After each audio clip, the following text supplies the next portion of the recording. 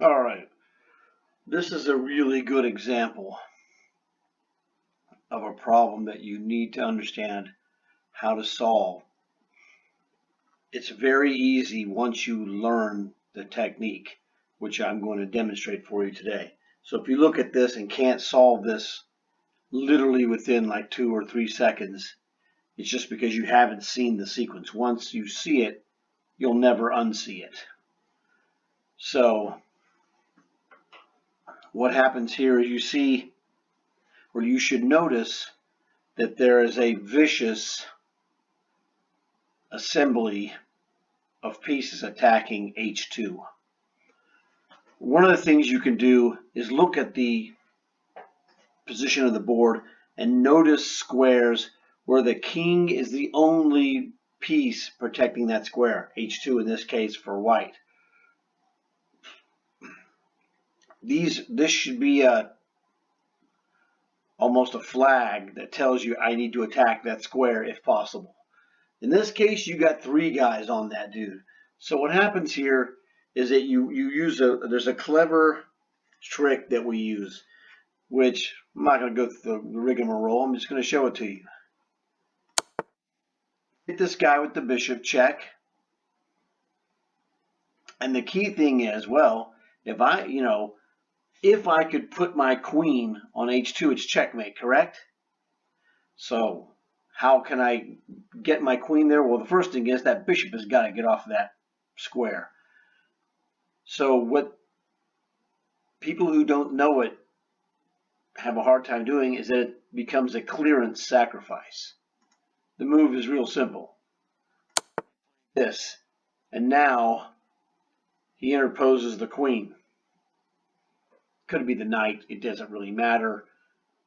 The queen gives us a little more of a threat. Because what happens is now you're threatening to checkmate with the queen on H2 supported by the rook or by the bishop. And that's the thing. It's like a double check, but it's not check, it's support. It's double support for checkmate, which is like right below double check. So, I mean, obviously, we got the only thing that defends H2 is the queen. So we kill the queen, game over. So it's a real basic 5-move combo. So let's look at this again. So trying to use your visualization, what we need to do is look for the square where the king is the only defender, which that is H2.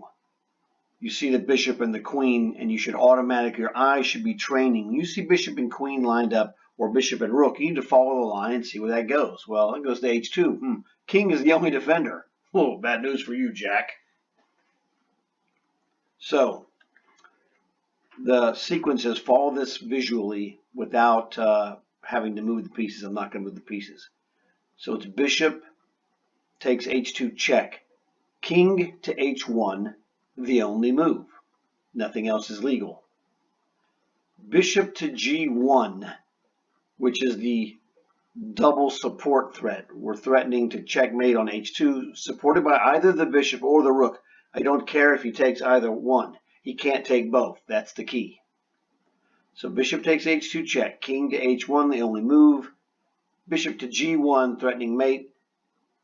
He could play knight to H3, but you should have an obvious reply to knight to H3.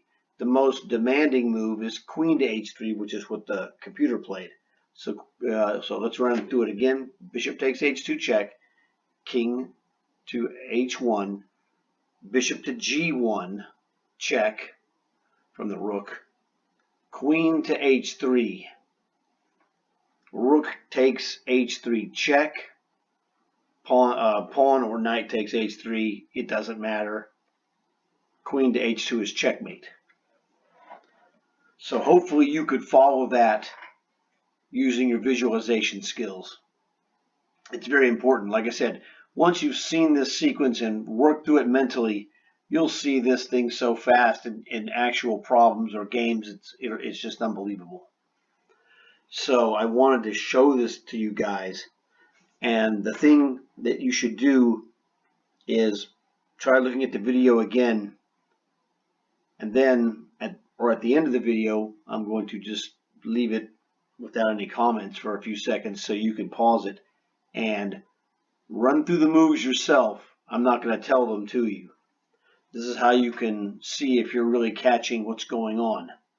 So, hope you like this video. It's really an important tactic that will help you out in your games. Like the video, of course. Subscribe. Please tell your friends, but don't tell your enemies, because you don't want them to learn this stuff. You guys know what to do. I'll talk to you later.